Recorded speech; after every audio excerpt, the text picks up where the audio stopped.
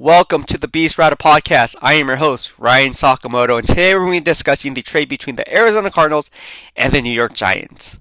So let's go ahead and get started. Now, before we go ahead and talk about the trade, I like breaking it down into three parts.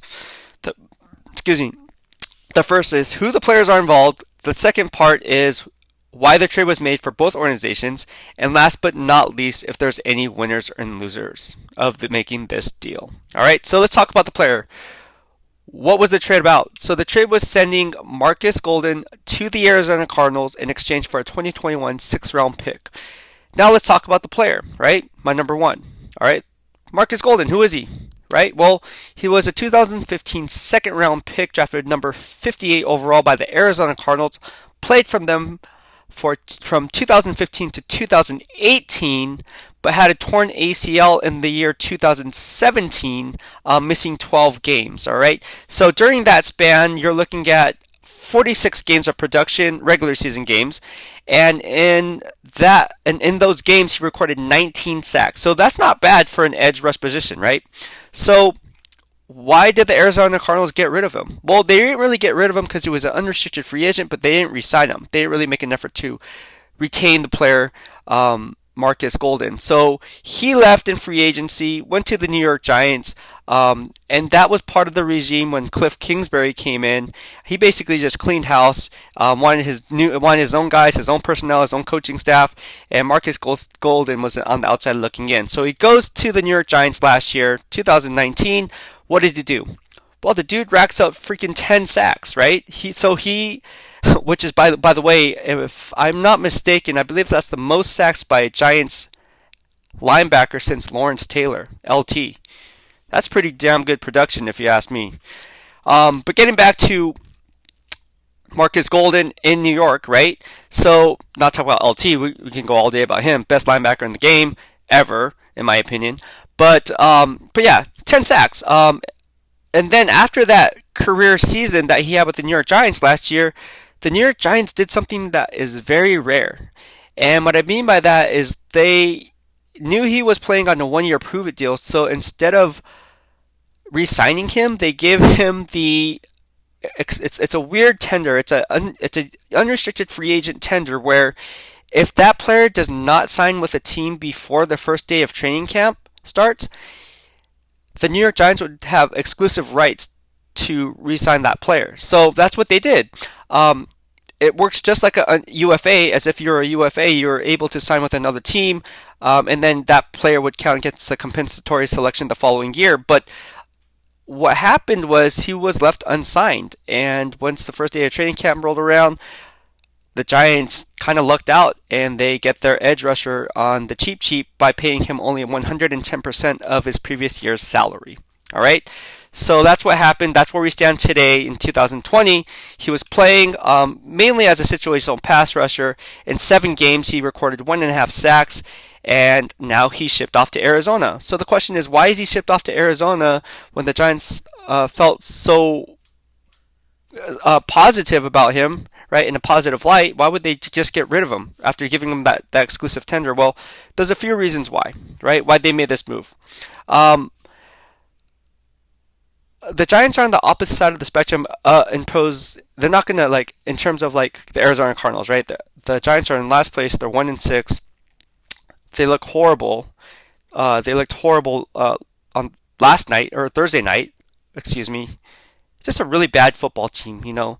And a lot of it has to do with injuries, but a lot of it has to do with they're just bad. Like, they're just bad. I don't know how else to explain it. They're horrible. You know, you lose Saquon Barkley, who's a top 5 running back.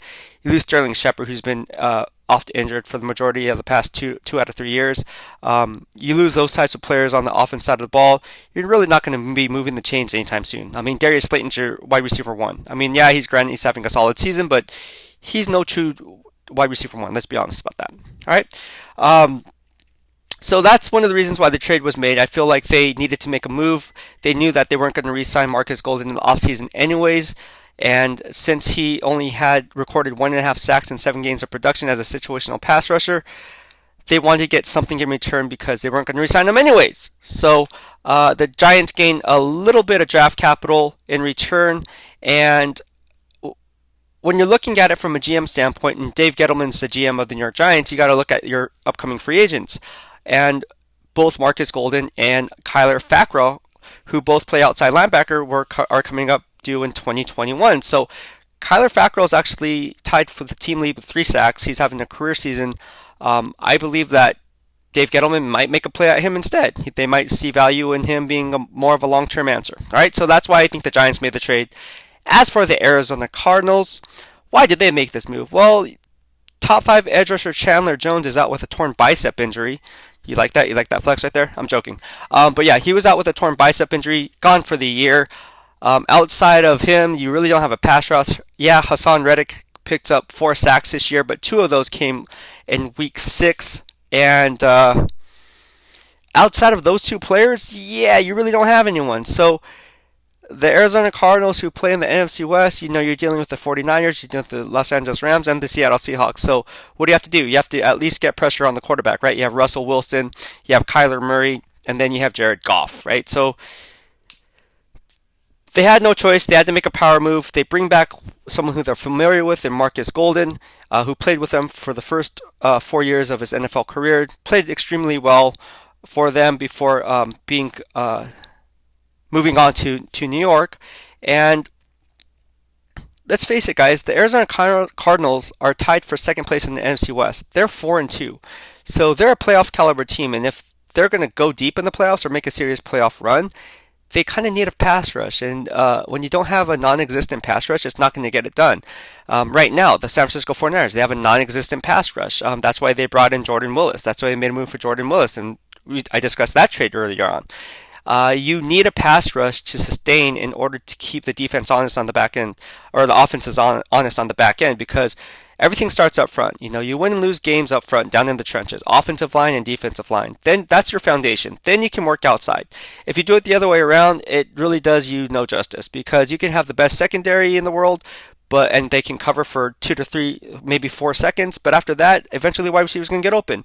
If you do it the other way around and flip the script, well, if you give the quarterback only 2 to 3 seconds to throw the ball, 2.5, 2 seconds to throw the ball, that ball's coming out a lot quicker. He's making rush decisions, and turnovers happen as a result. All right?